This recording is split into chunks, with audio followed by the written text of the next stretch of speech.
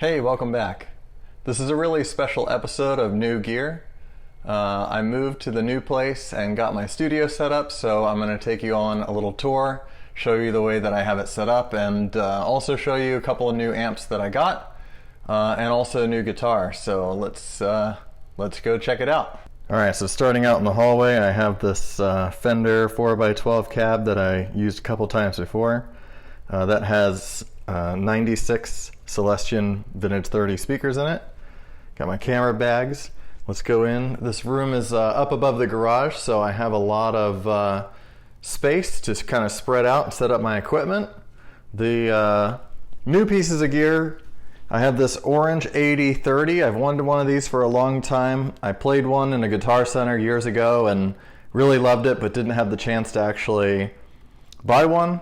I also added this 2003 Mesa traditional slant cab, which has vintage 30s in it as well, and from what I've heard, these early 2000s vintage 30s are some of the best, and I would concur with that from what I've heard out of it so far. It sounds really, really awesome. Behind the door here, I have my tripods and mic stands and chargers for the cameras and all that stuff. I have a couch up here, which is really nice, comfortable to play on, and I can even have people come visit and sit around and listen. And over here, another piece of new gear is this Angle Fireball 60. This one's pretty recent. It's got the more modern Tolex covering instead of the rougher kind, but the circuit is the same as the old silver front Fireballs, and my trusty 1986 Marshall JCM 800 4x12, which of course I love. I've got my pedals set up down here and some cables that sort of run through the back of the couch here, so I can actually hook up a couple amps at once, and I can also hook up my effects loop and everything all the way across to the other side if I would like to. This AD30 does not have an effects loop, so no reason for that now. And then the new guitar for today is this 1988 Carvin DC200 Koa, which is just really, really cool. It has gold hardware, the collar or Kaler top-mounted trim, and of course the bodywood being Koa, very, very cool. And then you have the these block mother of pearl inlays, the neck through body construction. Neck is maple with just Koa wings. I have seen some Carvins where the whole guitar is Koa, and that's really cool, but I've always wanted one of these. I love this headstock shape. It's not quite a Jackson headstock. It kind of has a sharper angle there, but they only made these Carvins with a headstock like that for 2 years, 88 and 89, so anytime I see one pop up, I'm always interested. These guitars I already had, but I've got the combo amps kind of along the wall over here. And then I have these really big shelves that are just covered in amps at the moment.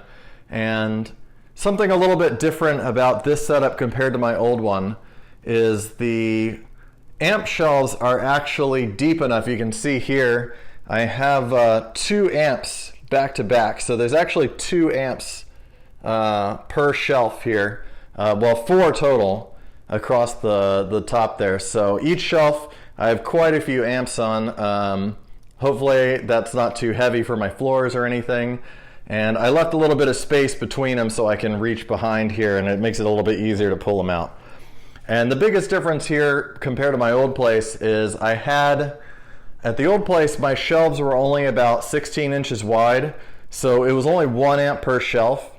And basically what I did was I ran all these power cables up behind the shelves, and I could run a speaker cable from any amp on the shelf, around to the wall where I had my cabinet set up, which was really useful for testing lots of different amps, just a couple of cable changes, and I could A/B pretty much any amp I had on the shelf. The limiting factor there obviously was space. I have, back then I only had maybe 12 or 15 amps. Now I have 40 or so, and I don't think it's really viable to have 40 power cables and speaker cables in the back. So the way that I'm doing it now is whatever amp is on the shelf, I just grab it and I pick it up and I just carry it across and I put it on whatever speaker cabinet I want to play that day. And then when I'm done with it, I move it back and I put it back on its spot on the shelf. So that makes the room a little bit cleaner, and I put these shelves all the way up against the wall so there's no extra space. And that gives me a lot of room to walk around here, because if I brought the shelves out further from the wall, it would cut down on the amount of space that I have in the middle of the room. And I really like this nice big room, and I didn't want to feel too cramped in here. Moving down the wall, I have kind of my project space. So a couple of combo amps still left over, my rack with my ADA preamps and Yamaha SPX, all that fun stuff. A couple of bodies for projects that I haven't quite finished putting together yet. These are both Kramer Pacer Deluxes. These are the cases for the guitars that I have back over there.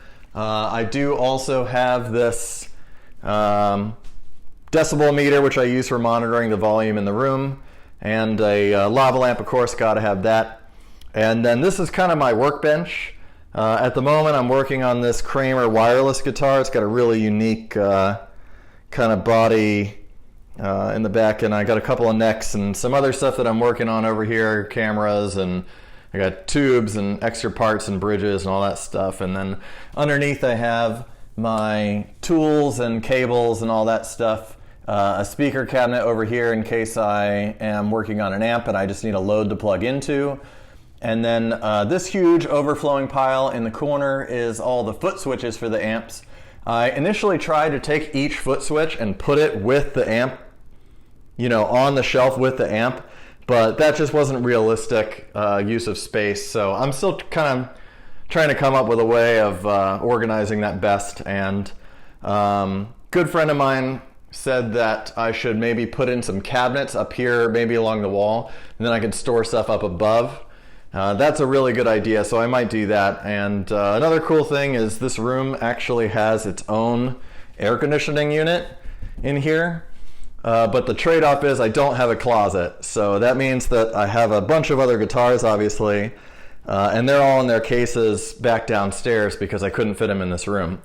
And then I have my computer, my kind of corner desk computer set up over here, and that's where I do my work and my video editing and play games and all that stuff. So all right, so I'm gonna grab that guitar and hook up to these two amps, and you can see kind of how these sound. I'll just do a quick little demo playthrough, and same kind of situation as always. I got my SM57 down there on the floor, but I'm gonna move it over to the Mesa cabinet when I play the Orange. So I'll start with the Fireball here.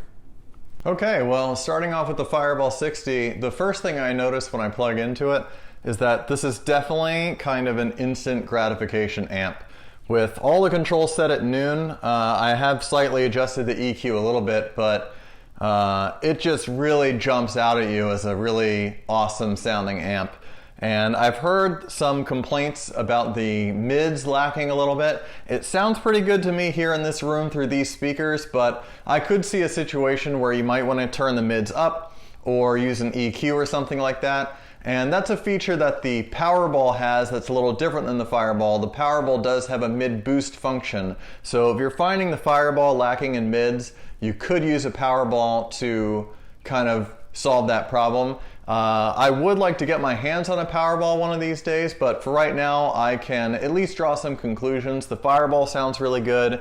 The lead channel on the Fireball is the same basic kind of circuit as the lead channel on the Powerball. So they're very, very similar, but just the Powerball has a couple of extra features and two more channels, of course. The Fireball, probably the biggest drawback is that you have this single shared gain control and EQ. So however you set up your lead tone, which is the way that I have the amp set up right now, is for my favorite lead sound so far, you're stuck with that when you're on the clean channel. So you can't have, like, for example, the clean channel with the gain maxed for a crunch tone without the lead channel being excessively squealy and feedbacking, because maximum gain on this amp is totally unusable amount. It does have switchable master volumes, which is pretty cool, and it also has these bright and depth switches, but I'll go into more detail about this amp when I do a proper video about it. The main reason why I got it is I wanted to do a comparison video showing what some of the different angles sound like. Before I owned any angles, I kept asking, well, why would I have a Savage instead of an Invader? Or why an Invader instead of a Powerball? I didn't really understand what they were geared towards, because the marketing material for angles is pretty much like they're all metal amps of some kind, and I had a lot of trouble differentiating them based on the marketing material alone. But now that I have them in the room together, I can hear clear differences, so I'll try to make a little comparison video to help people out. So starting off on the clean channel, and I'm in the middle position on the guitar.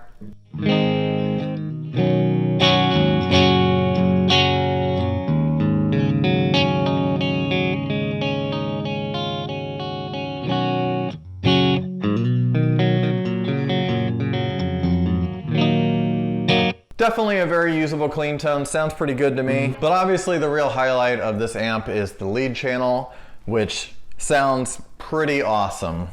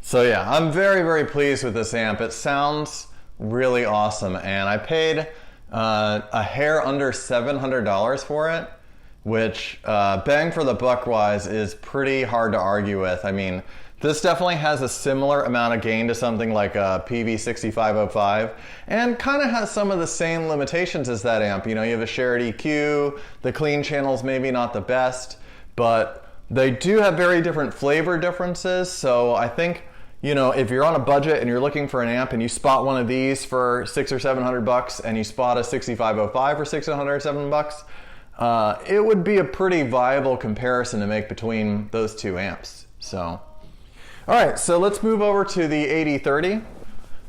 Sliding over to the AD30 now. Very nice that I can do that now with pretty minimal effort. We'll hear what this sounds like. This is a 2-channel amp as well, so you've got kind of, both channels are actually the same, so you can set them up either to be basically identical but one louder, or you can set up different EQ but the same gain amount, or in the case that I have it right now, is I have one set to kind of a mild crunch tone with a little bit of a mid scoop, and then I have the other one set with the gain a little bit higher, with the mids turned up as kind of my lead sound. So here's the lower gain mode.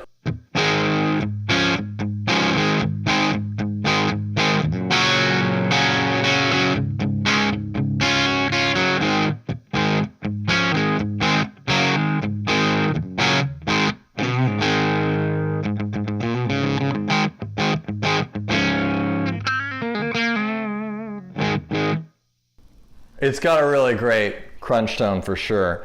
And then this is sort of the lead sound that I have set up.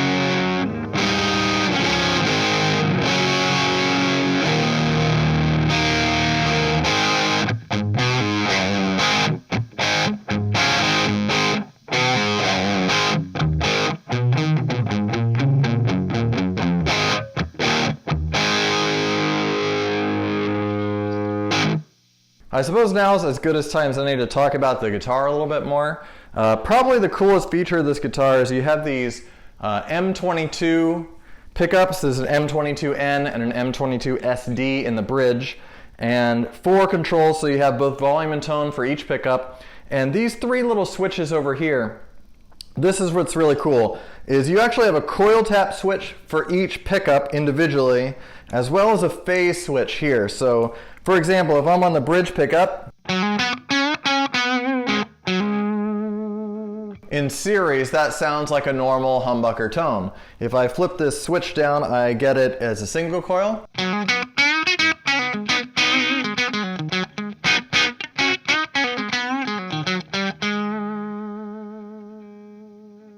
And the phase switch doesn't really do anything when you only have 1 pickup on. It's the phase between the 2 pickups. So if I go to the middle position, here's both pickups in humbucker mode.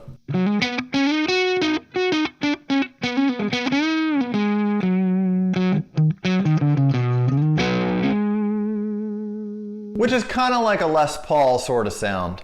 If I flip both of the switches down to single coil mode, it kind of approximates a Telecaster in a way.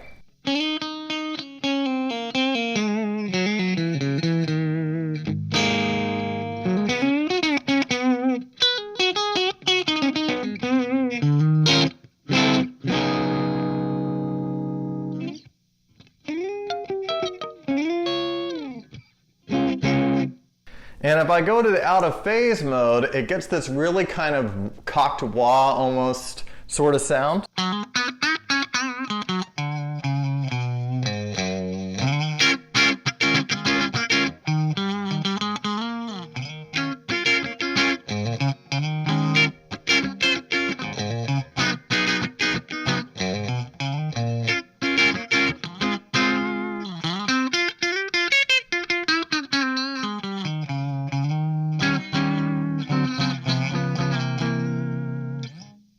Very cool. And then if I go both pickups back to humbucker mode with the phase still inverted, you get this other kind of sound.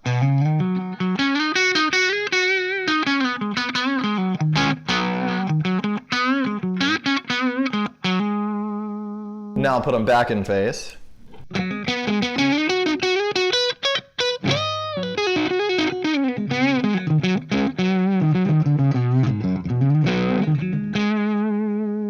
It's just really cool to have that many options on the guitar. I mean, especially like for recording and that kind of thing. And this one, I mean, this one must have been barely played. The frets are like nearly perfect. They're polished. I could definitely see if I were going to record some kind of material, this would be a really, really useful instrument to have because it covers so much ground. Let me go to the neck pickup and you can hear this is humbucker mode. And if I go to single coil mode,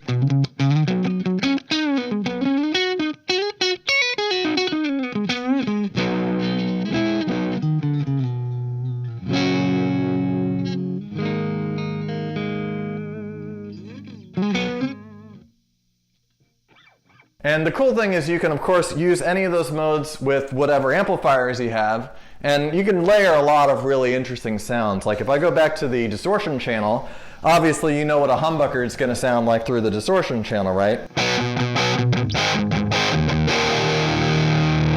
But if you go into the single coil mode, you get this really bright cutting.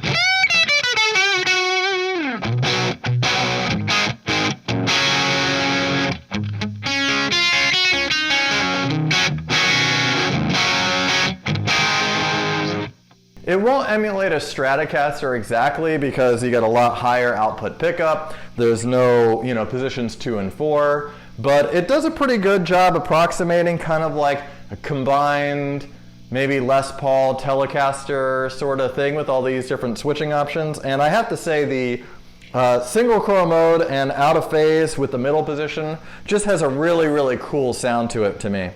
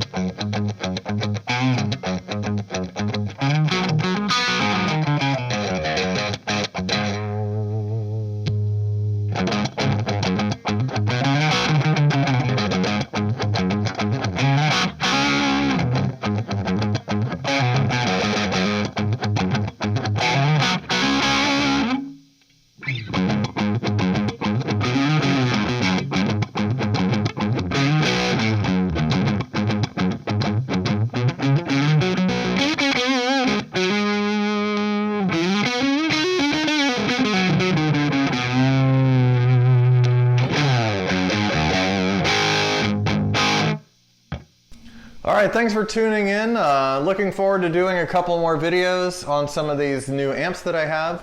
And I'm really excited to finally have this nice studio space I got my interface hooked up. I have a DI output now that I didn't have before, so I can do some reamping and that kind of thing. And I've got a nice little collection of Celestion speakers going now too, and I'm gonna do some comparison videos and that kind of thing with some of these amps, and I think it's gonna be a really exciting 2023 for this channel, hopefully. But either way, thanks for watching, and I'll see you next time.